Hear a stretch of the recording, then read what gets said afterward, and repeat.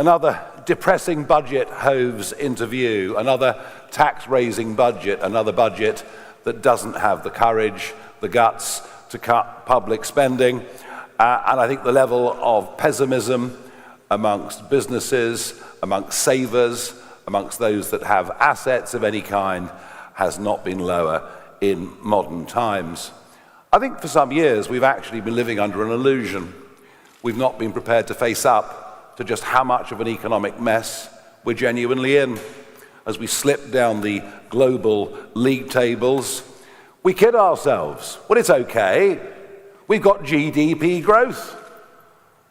But there wouldn't have been any GDP growth over the course of the last few years if it wasn't for mass migration on a scale hitherto never even contemplated, and of course, excess government borrowing. That is all that has kept GDP figures up. And indeed, I think we can argue very strongly that on an individual basis, mass migration has made the average Briton poorer. You take a year like 2024, a record level of people coming into the country, and GDP per capita falling. And of course, the productivity problem, well, there's nothing new there. We've been suffering from poor productivity going back for the best part of 20 years. We convinced ourselves that by importing masses of cheap, unskilled foreign labor, that somehow that would be good for our economy. Well, it was good for the wage bills of big companies in the short term, but catastrophic when it came to training and education for our own workforce.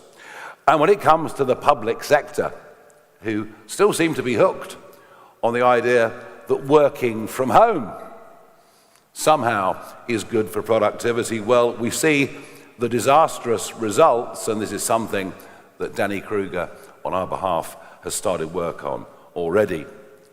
But the one subject we really don't discuss, at least the Conservative and Labour parties don't discuss, is the level of national debt.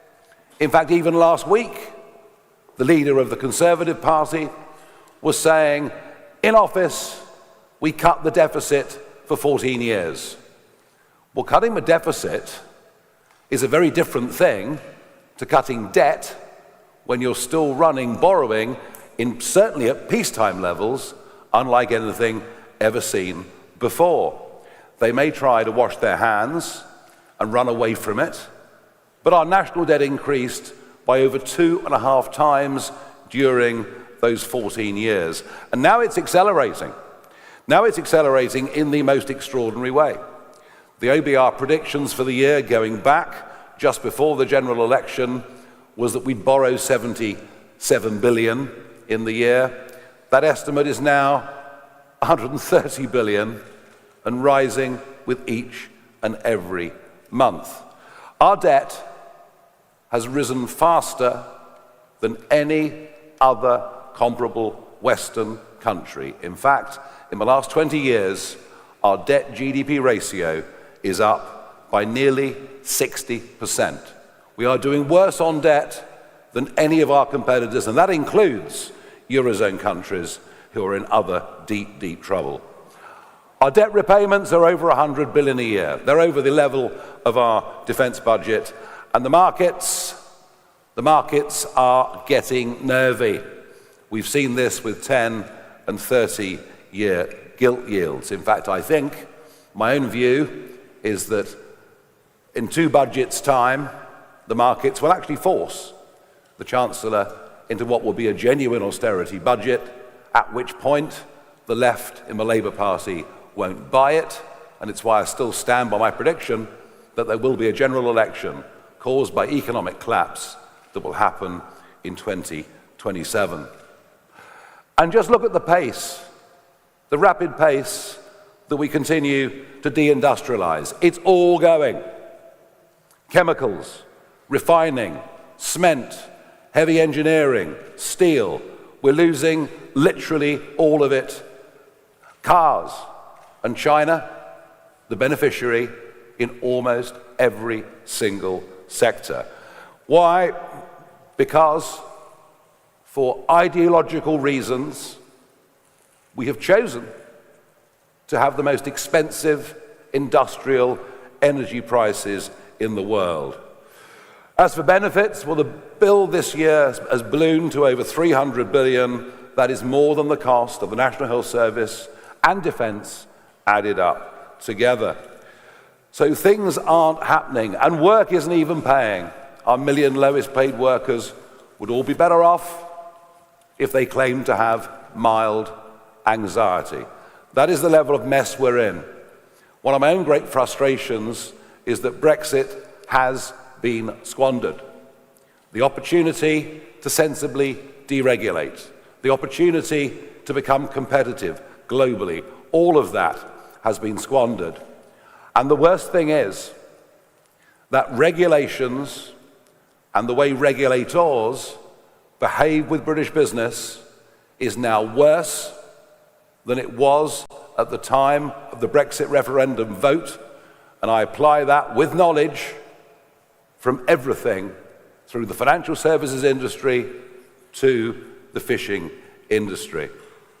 Now, we believe that the fundamental problem behind so much of this, and yes, of course, there are global trends, yes, of course, these things are factors, but that there is a fundamental problem at the heart of the way this country is run.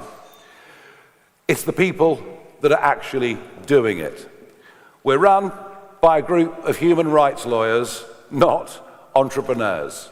Virtually nobody on the front bench has ever taken a risk, ever borrowed money, ever set up a business, ever had to meet that monthly or weekly, depending what you do, payroll.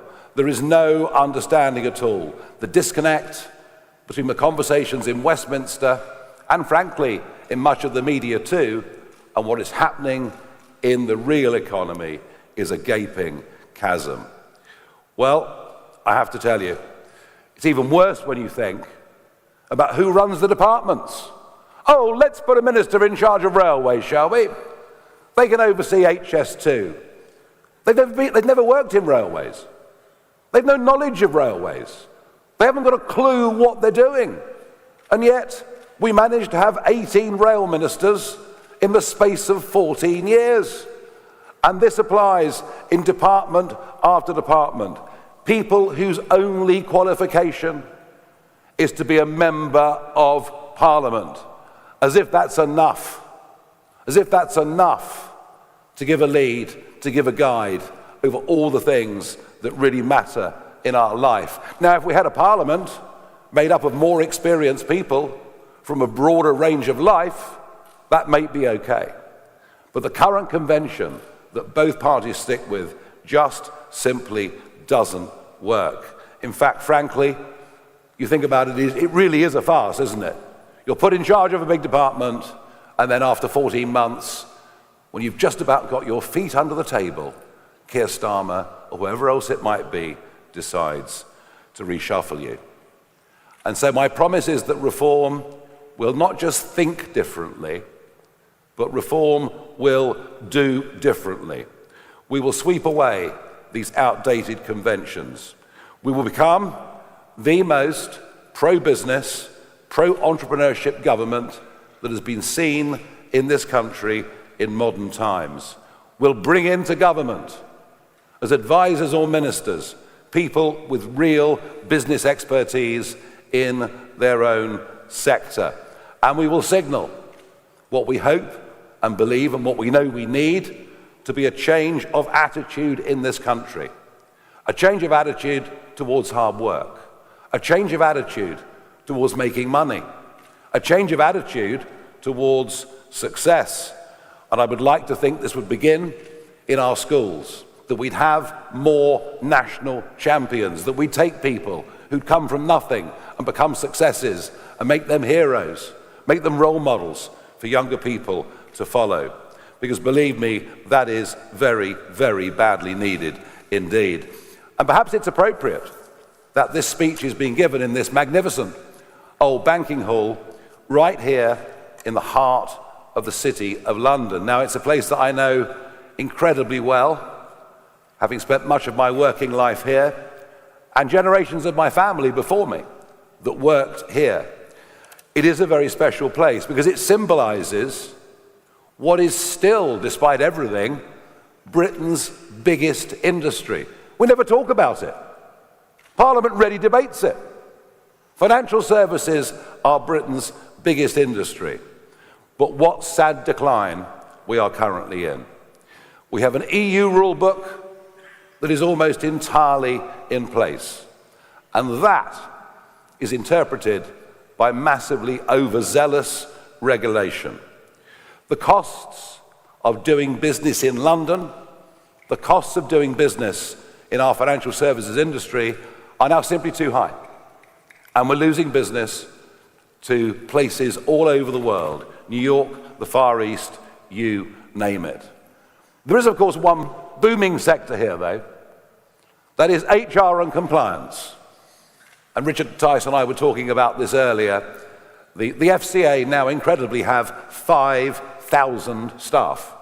It was 2,000 staff when I left the city just over 20 years ago. And still we carry on with our outdated practices. We still have stamp duty on share transactions and wonder why IPOs and stock trading in London is in such serious state. We have an FCA keen now to push a diversity agenda, as if diversity in the city is what matters. Well, when I worked here, it didn't matter what religion you were. It didn't matter where you came from. It didn't matter what class you were. It didn't matter what color you were. When I worked in the city, it was based on, are you good enough? It was based on being a meritocracy. And that coincided, I think, with London being at the most dominant position in financial services that it's been certainly in modern times. And then we have the banking industry. Not necessarily always been my favorites over the course of the last few years. But they, of course, are forced to implement 4 major European Union money laundering directives. All, of course, put in place with the very, very best of intentions, but that has led to the debanking of hundreds of thousands of individuals and tens of thousands of businesses across this country through no fault of their own, at the same time as the Turkish barbershops proliferate along with the cash car washes right across our country. Our regulators are using sledgehammers to miss the nut. It's just not working.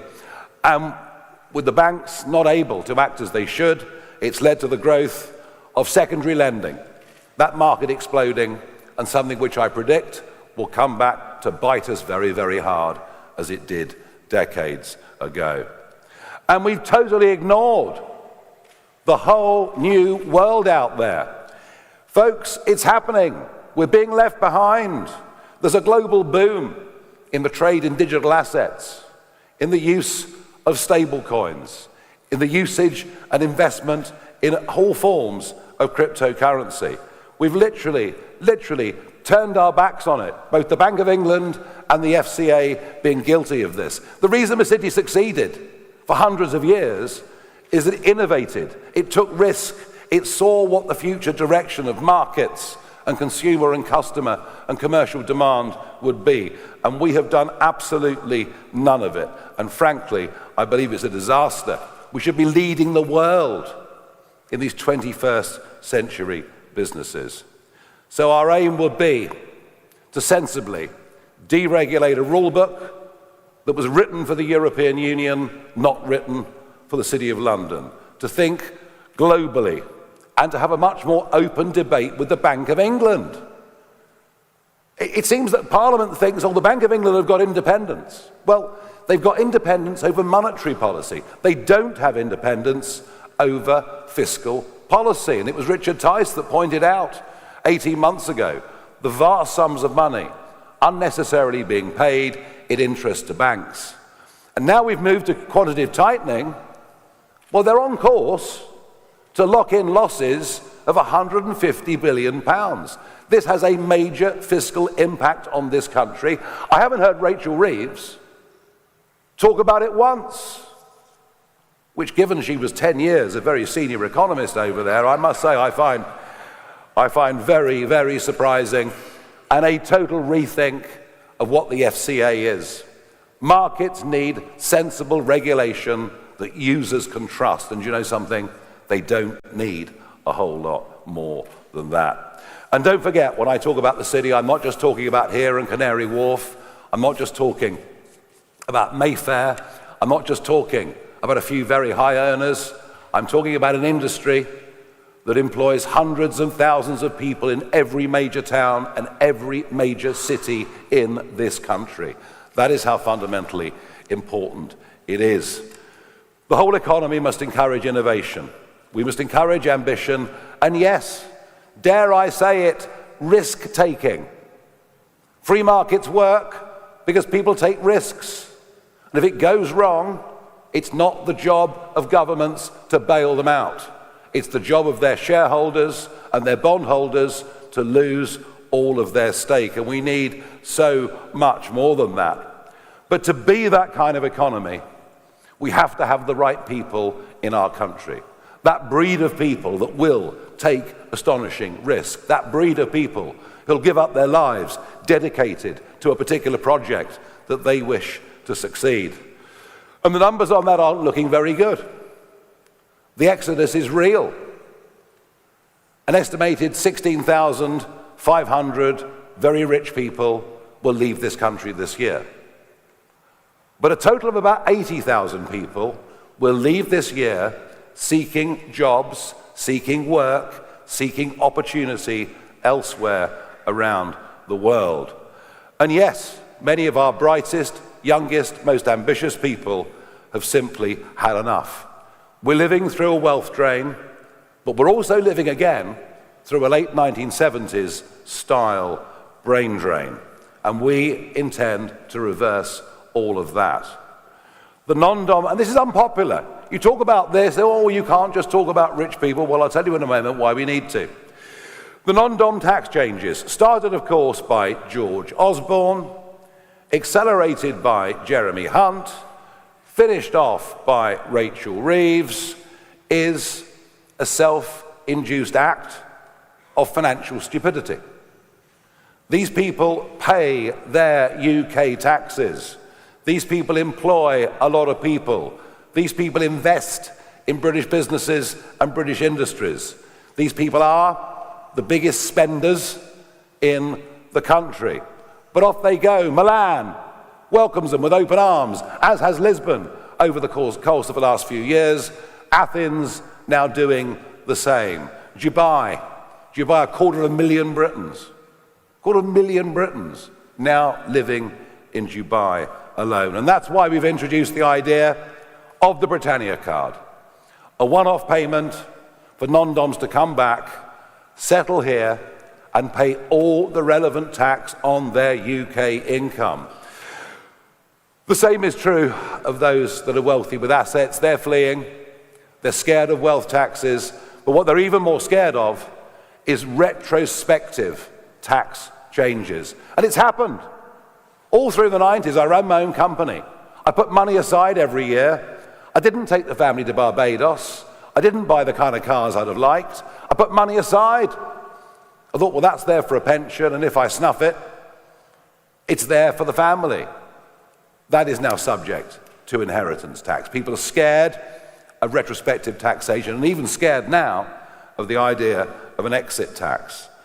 But perhaps the biggest disaster are young professionals who are caught in the £100,000 a year tax trap, and young entrepreneurs who want to get on. They're leaving, and we want them back in this country. And this hard left socialist dogma that it's popular to tax the rich, that the rich won't move, they'll stay and pay more, that, I'm afraid, has infected virtually the entirety of our political class, and it's wrong. So let me make it clear.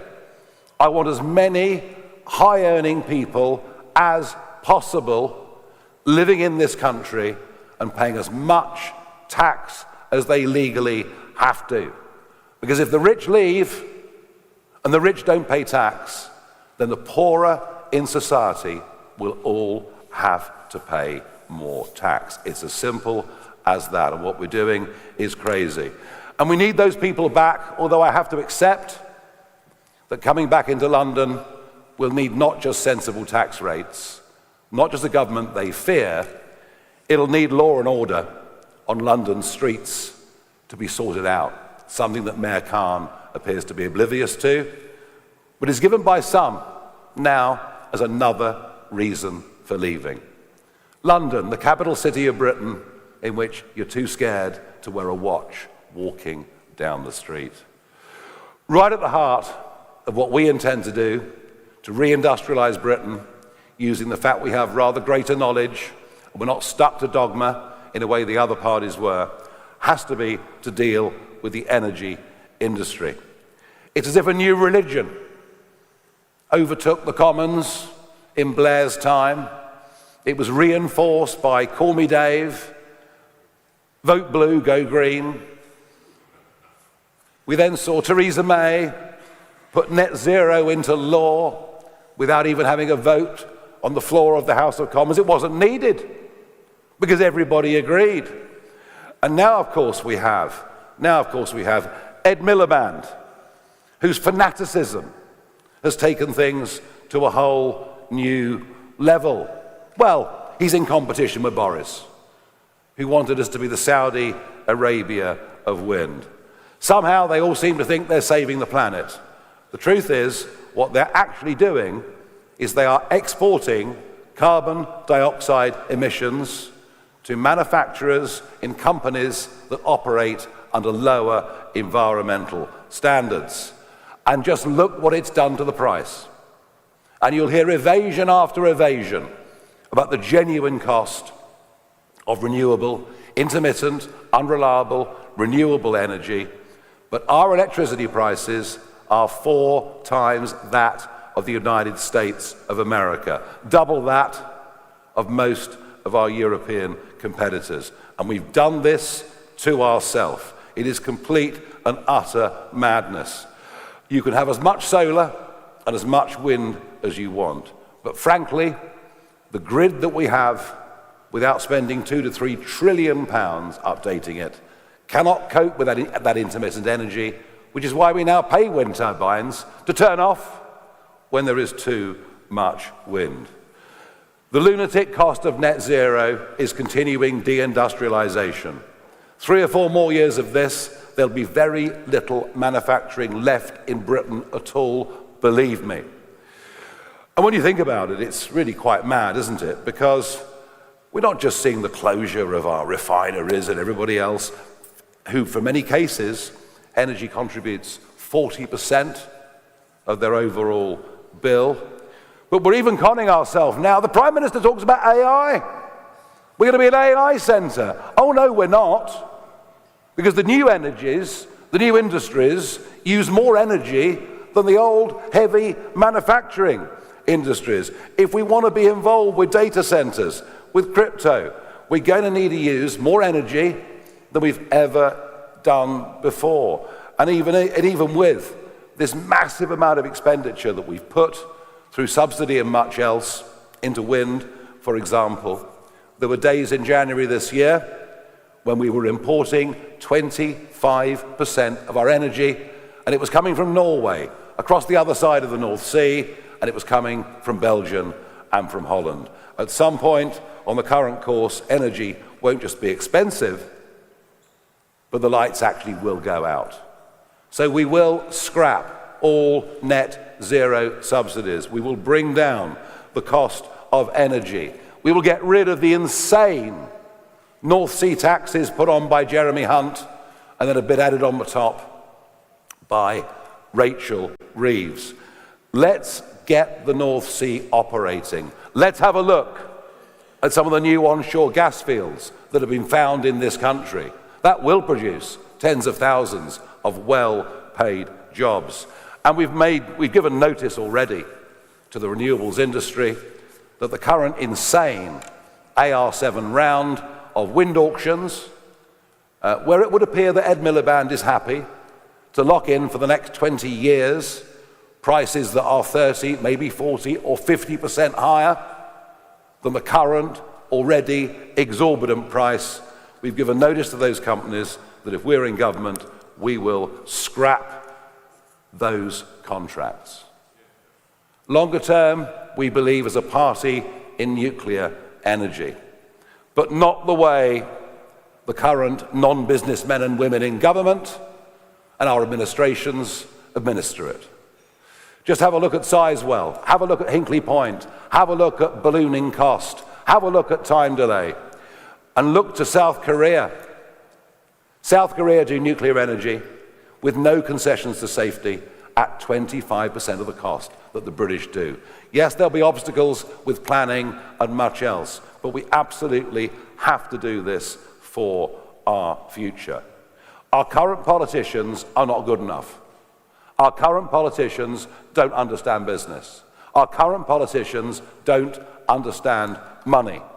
Just look at the continuing farce of HS2 to understand just how useless they really are. And we will, if we win that next election, bring in seasoned professionals, good not just at managing money, but with expertise in their own industry. We will bring in private sector specialist knowledge. Of that, there is no question. And generally on business, and I saw this in Brussels, and I'm seeing this too in Westminster, that government only listens to big business. It only listens, in fact, in most cases, to multinationals that aren't really British companies at all. They're the ones that have the ear of business. I guess they're the ones that provide the tickets for Wimbledon, the dinners, and all the rest of it. There is a huge ignored sector in this country, a sector who are the genuine engine for growth in the UK economy, a sector we cannot do without if we're to turn round the current dismal state of the British economy. They are rarely talked about. They are ignored, but they are put upon. Just think of the 30% increase that Mr. Hunt brought in for corporation tax, stifling reinvestment. Just think of this government saying their annual returns now must be quarterly returns with added bureaucracy and added costs. Yet the completely forgotten part of the British economy are the 5.6 million men and women that run small businesses, act as directors, or organize their lives as sole traders. They feel unwanted in almost every single way, and yet they're really important. 60% of employment in the private sector is provided by those 5.6 million small companies. They've been hammered by national insurance rules over the course of the last year, especially those working in hospitality and sectors such as that. And they are embattled by IR35 regulations designed by the Treasury and weak Conservative chancellors who assume that everyone out there who isn't working for a big firm is some kind of crook. Well, I'm sorry, but the IR35 rules are ridiculous. They're stifling innovation. They even drive some in their 50s just to throw their hands up and go into early retirement. We will be the party of small business. We will be the party of risk takers. And look, there is a fundamental, I think, misunderstanding in many, many ways about what business really is. It's as if, well, you're either for business in politics or you're for the worker in politics. It is a fundamental misunderstanding, frankly, at every level. Thriving businesses are good for their employees. And something that I don't think anybody on the front benches would even understand is that small businesses very often treat their employees as well as they would treat their own family. You know, I went through times of having to pay monthly payroll when my staff were earning a lot more than I was. But I wouldn't for a minute want to jettison any single one of them, but hold tight and wait for better times. And we are on the side of working people. We are the party of Alarm Clock Britain. And we want people who are out there working to be genuinely better off working than they are on a whole range of benefits. And it's perhaps on benefits as much as anything else that I was keen to do this speech today. There seem to have been several misunderstandings as to where Reform stands on benefits, as if we are the party that will throw around the money like confetti, based, I think, around my comments on the two-child cap and removing it. Now, no one actually listened to what I said. I mean, this happens, I know.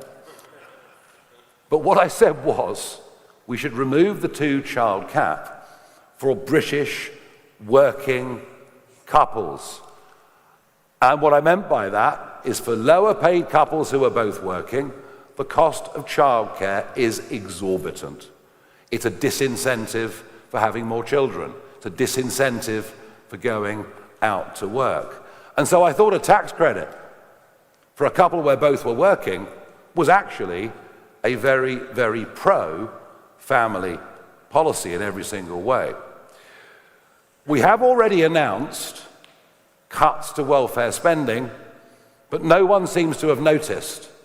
So let me use this opportunity to reiterate where we are this morning. My colleague Lee Anderson and Zia Youssef did a press conference earlier on this week dealing specifically with PIP claims, saying that we would take away claims from people who were on PIP for non-major anxiety. That policy alone, given the daily, weekly, monthly rate of new sign-ons, that policy alone would save us $9 billion a year by 2029 under current predictions. And in fact, all disability claims will have to be dealt with in person. All disability claims will have to be reassessed. There'll be no more Zoom, 5 or 10 minutes on a Zoom, and be signed off with some sort of malady. And there'll be no more family GP feeling pressured into signing people off. It'll all be done by independent third party. And you don't think this matters? Well, just think about this. There has been a 50% increase in disability claims in Britain over the course of the last 5 years. We are over-diagnosing many of these things, and in doing so, throwing young British people onto a scrap heap marked victim and replacing what they could be doing by cheap imported foreign labour. It is madness, and I would further point to the Boris wave. Indefinite leave to remain that begins to kick in very, very shortly for 1 million or more people who are in this country who will be able to claim benefits for the whole of their lives and to bring in dependents as well. There are some think tanks that estimate this particular cohort could cost up to £200 billion over the course of their lifetime. So in terms of benefit cuts, I think we've just proposed the biggest benefit cuts you've probably ever heard any government do, and I will make this absolute promise. We will substantially cut the benefits bill. We will reduce the size of the public sector. We will look, as we've already started, at public sector pensions, which are a massive liability, and from the early work that Richard has done, we can see these funds are paying fees that are way out of line for what should be appropriate and being badly mismanaged. On the cost of living, we will cut people's energy bills. Now, Keir Starmer said he'd cut them by £300. They're up £285.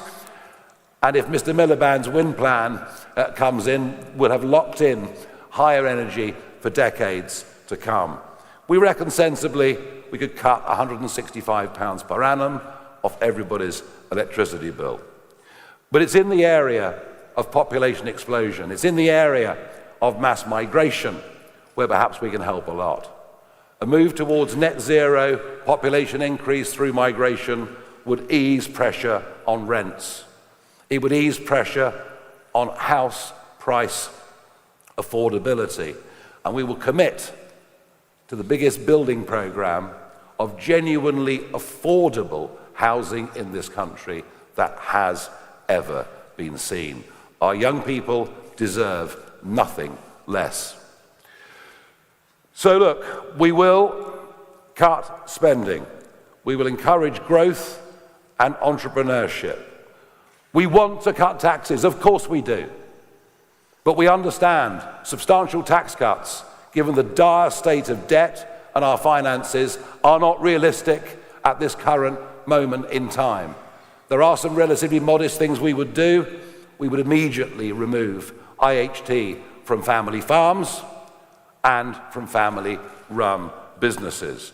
And we will raise the thresholds at which people start to pay tax to begin the process of getting people out of the 16-hour-a-week working debt trap that so many people find themselves in. The state of the finances, the state of the economy is far, far worse than it was in the run-up to a 2024 general election. But be in no doubt, we are pro-business. Be in no doubt, we want work to be rewarded. Be in no doubt, we will do everything we can to bring back confidence and to bring back a change of culture around work, money, and success in this country. And be in no doubt that we will have higher quality people in charge of areas over which they've got knowledge than we've seen in this country for many, many decades. Thank you very much.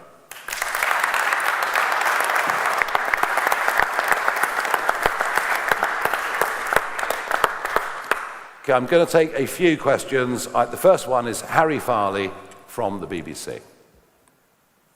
Thank you, Mr. Farage. Harry Farley from the BBC. A matter of months ago, you were talking about tax cuts worth billions of pounds. Now you say tax cuts at the moment are not realistic. How can people trust you when, just like the other political parties you criticise, you promise something before an election and then reverse it when it looks like it's difficult? I didn't say we couldn't afford tax cuts. I said we couldn't afford huge tax cuts. And I mentioned a couple of tax cuts right at the end that I think are vital to be put in place very, very early. You talk about responsible. Well, look, we haven't wrecked the economy.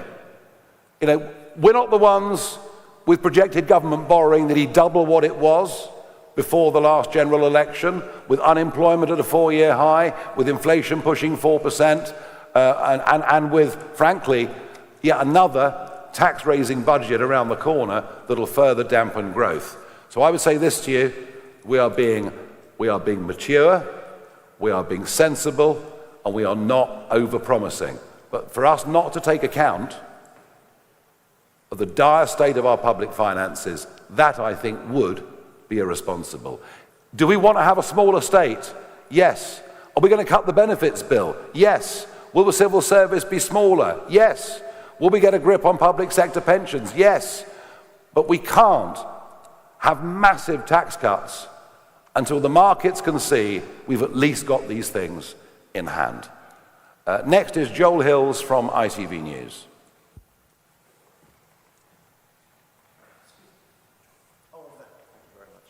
Hello there, Joel Hills from ITV News. You share Richard Tice's concerns about the affordability of public sector pensions. Is your message to teachers, to police officers, to NHS staff, that if they vote reform at the next election, you will cut their pensions? No, what I said was, what we discovered so far through local government, and by the way, you'll be hearing much more about the massive savings we've made through local government out through this country as we come up to the 6-month anniversary of being in charge of 10 of those counties. What we discovered, and this is through, a fairly brief look at the way that the pension funds are run at a county level, is they are paying exorbitant, and I mean exorbitant fees to the pensions industry, which of course cumulatively over a 25 or 30-year period adds up to a very large chunk of the money, and we believe they're very badly administered. Our ambition is to make sure they save money and deliver better value. And you're going to hear more about this because Richard Tice will be giving a major speech at Bloomberg later this week, which will address this and many other issues. Thank you. Sam Coates, Sky News. Thank you, Mr. Farage. You are the master of political reinvention. I mean, we've had Brexit Nigel and trade union Nigel and small state Nigel and nationalisation Nigel. They line up like Barbies on a toy shelf. Today we've got fiscal responsibility Nigel. Why should we trust that this Nigel Farage survives to and beyond the next general election when stuff gets jettisoned, when priorities change and political winds change? I haven't jettisoned anything. I believe in pretty much the same sort of things I believed in 30 years ago. The difference to that is, I now understand more than I did the role of the state in strategic industries. You know, it's why Richard and I went to Scunthorpe, but if we hadn't gone to Scunthorpe, there would be no primary steel being made in Britain today. Have I adapted over 30 years into believing that the country needs an industrial strategy? Yes. Do I believe that actually, in certain failing industries, you know, a short-term partial nationalisation where, by the way, the bondholders and shareholders get wiped out, it doesn't cost government to do it? Yes. So I think you'll find the shifts and changes that you're looking for quite difficult to find. You know, I believe we have to be a competitive economy. I believe we have to have a hard work culture in this country. And I believe that unless business succeeds, the rest of the country can't succeed. A growing public sector does not make us richer. I think I've believed in that for almost 50 years, actually. Christopher Hope, GB News. Nigel Farage, just on 2 points you raised there in your speech. You said you would raise thresholds, that's presumably income tax thresholds. In May, late May this year, you said you'd increase the basic rate threshold from £12,500 to £20,000. Does that still stand? That is the biggest commitment you've made on that area. And secondly, you haven't mentioned the pensions triple lock. You want to cut spending. Surely that is now under threat. Okay, you know, on thresholds, bear in mind that from 1988 until the end of Tony Blair's time in office, 1.5 million people paid 40p or more. 1.5 million people paid top rate tax. By the end of next year, 8 million people will be paying 40p or more. Just to give you an illustration of the extent to which the state has grown, the extent to which we're managing our economy terribly, the extent to which we've not allowed businesses to go out and thrive and succeed, so dragging everybody in. We will raise thresholds. I cannot tell you what the state of the economy will be as the next general election approaches. If I'm right, and that election comes in 2027, then the economy will be in an even worse state than any of us in this room can even predict. So how can anybody project on pensions or thresholds or any of those things between now and then? What we will do and what we can do is to use whatever muscle we've got to fight and urge this government to change direction, to ease the burden on small business, being just one example. And you know, there are many things that we've said and done over the course of the last year that have led to government and opposition following what we say. So maybe we can change things slightly by debate, by force of reason, by opinion poll strength, although I suspect that with this Chancellor and with this Prime Minister, they're so torn between their old Labour voters going reform and their left-wing voters going for a Polanski, your party, whatever it may be, alliance, that I expect what we'll see more of is a government with no vision that just floats around but then U-turns when it gets the chance. Okay, I'm going to go to Sam Merriman from the Mail. Hi. Is the minimum wage too high? Would reform lower it or scrap it to boost aspiration? Sorry, say that again. Is the minimum wage too high? Would reform lower it or scrap it to boost aspiration? There's an argument the minimum wage is too high for younger workers, particularly given that we've lowered the level at which NIC is paid to $5,000 a year. So do one or the other. Do one or the other. Either lift the cap at which NI is due, or lower the minimum wage for lower workers. But you know what? I'd say this to the Chancellor: do something. Do something. Because for so many young people, that first job, and it can be in a pub or wherever it may be, it's a very, very important part of growing up, becoming part of a working, contributing adult. So I would urge the Chancellor to do one of those two things. Aubrey Allegressi from The Times. Thank you. Aubrey Allegressi from The Times. I wanted to ask you about your nationalisation policy, which you set out earlier this year. You committed again in July to nationalising half the water industry, and you've talked since about nationalising the steel industry as well. How much would both of those things cost? Can you afford them if you're standing here and telling us about how you're going to be fiscally constrained? And are you signalling to workers that nationalisation is sometimes in the best interests of the taxpayer? Nationalisation should only be used as an emergency measure. Of that I have no doubt at all. In the case of steel, if something hadn't happened, literally within a couple of days, this country would not be a primary producer of steel. The only major Western country that would not be a primary producer of steel. Now, I have heard in the last week that the government are going to begin to do some energy deals with one or two of the biggest users. But that, of course, is simply attacking the symptom of the problem and not the cause. It's the energy prices that heavy industry can't stand. Water's a different case. That's Thames Water, who have lost all credibility morally and financially. And our plan was, as I say, it wouldn't cost us anything. We'd wipe out the shareholders and look for new partners. Okay, Ryan Saby from The Sun. Thank you. You talk about being pro-business and also pro-worker. Where do you stand on employment rights legislation? Would you scrap it? Would you water it down, especially when business says that the government estimates say it will cost £5 billion? I said earlier on that government only listens to big business. And can very big business absorb the cost, the increased burden of the Employment Rights Act? Yes, provided it damages their small and medium-sized competitors. And that's the point. The more you regulate, yes, it'll cost big businesses, but if it bankrupts their competitors, that's great, as far as they're concerned. But not as far as the economy is concerned, not as far as choice is concerned, not as far as innovation is concerned.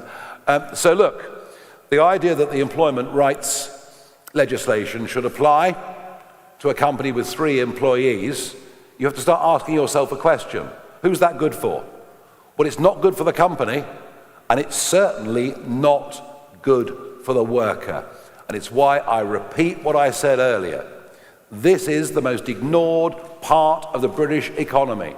Those little firms that I'm talking about provide 60% of the jobs in the private sector. It's about time they had a voice in the public domain, and the employment rights legislation will damage them and their employees. And my final question, because I'm not doing hundreds today, I mean, normally I do 25 or whatever, and we have got more press conferences coming, but to show you the sheer levels of balance that we apply here, let's go to Pippa from The Guardian. Thanks, Mr. Farage. I'll ask the other 25 questions for them, if you like. Can I ask who in mind you have to be Chancellor? Will it be Richard Tice, Zia Youssef, or somebody else entirely? Can I quickly also ask, do you still support PR? You were a big advocate of it for many years, but have seemed to have gone rather quiet on it now. The first past the post looks like it favours you. And to end the questions where we started, are you just doing what you accuse the other parties of, breaking promises in order to join the political mainstream? I'm really interested in that balance that you have to strike between retaining the benefits of insurgency while trying to make yourself look credible on the economy. Thank you. Well, look, I mean, aspiration, all I ever said was that raising the tax, I want the tax threshold to go to £20,000. I think it's vital for this country we get it there. It's vital that with benefits and getting people back to work, we have incentives. I think that's really, really important. As well as toughening of the rules, it needs the carrot and stick approach. So they were only ever aspirations. And I think what you're seeing today is us being realistic about the state of the economy. Now, look, when it comes to who's the Chancellor going to be, who's the Home Secretary going to be, and all the rest of it, this is a work in progress. Over the course of the summer, Danny Kruger joined us. He's taken on a very specific area for us. Colin Sutton joined us, most famous living cop in Britain. He's taken on a very specific area for us. Vanessa Freight joined us, the toughest living prison governor in the country. She's taken on a very special purpose area for us. And there'll be more announcements in the next couple of weeks of people with expertise. No speculation about defections here. There'll be more expertise coming over the course of the next few weeks. And what I've tried to do really hard this year is to get away from this idea, this criticism that somehow it's a one-man band. It's not a one-man band. There's a broadening team. They're sitting there in front of you on the front row, from David Bull to Lee Anderson to Richard Tice to Danny Kruger and indeed Zia Yusuf as well. And there are others, and there'll be more. And as time goes on, there'll be more and more. And as we develop and build that team, we'll start to give people labels. Right now, we're not ready. But I would hope to think that with all the press conferences that we've done, the speeches we've done over the course of the last few months, that you can see that we are developing thinking, we're developing messaging in a very, very wide range of areas. The next big speech we're doing is it you, Richard? That's Bloomberg on the 5th. Bloomberg speech from Richard Tice on the 5th. Thank you very much indeed.